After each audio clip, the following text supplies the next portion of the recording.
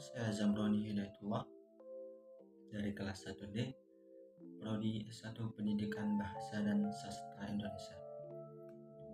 Di sini saya akan menceritakan cerita anak yang berjudul Kisah Semo.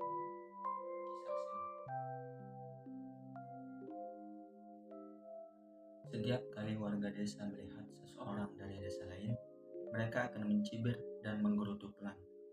Para warga lingkaran mendongakkan hidung bulat sempurna mereka ke atas dan berkata, "Lihat, para persegi itu menggelinding ke atas bukit saja tidak bisa."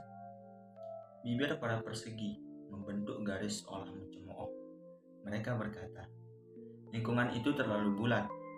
Mereka tidak bisa berdiri tegak seperti kita." Meskipun lingkaran dan persegi berbeda, kedua desa itu memiliki satu kesamaan, yaitu cita-cita. Warga kedua desa bercita-cita kelak ingin dapat menggapai langit. Setiap hari, para lingkaran dan persegi saling bersaing. Setiap hari, para lingkaran dan persegi saling bersaing sekuat tenaga untuk naik lebih cepat dan lebih tinggi. Lingkaran melompat ke atas, setinggi dan semampu tubuh bulat mereka. Persegi saling bertumpuk dan terhuyung-huyung di atas satu sama lain. Akan tetapi, keduanya tidak dapat menggapai langit.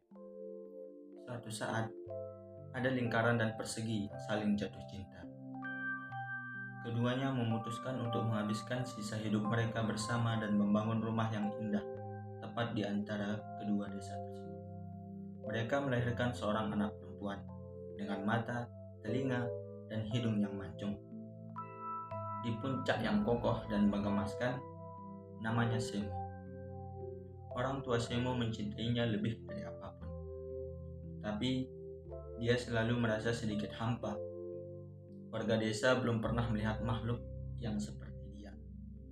Mereka memperlakukannya secara berbeda. Kakinya terlalu runcing, berguling menuruni bukit, ini pun tidak bisa. Wah, seperti saja bukan. Dia anak campuran, berdiri tegak. Dia tidak akan walau bersikeras. Meski terluka, Semo ingin menjadi seperti mereka. Jadi, dia menggelincir sendiri, menuruni bukit sambil menabrak-nabrak, hingga sudut dan tepian tubuhnya lecet. Dia menjatuhkan diri tanpa henti, membiarkan tubuhnya membentur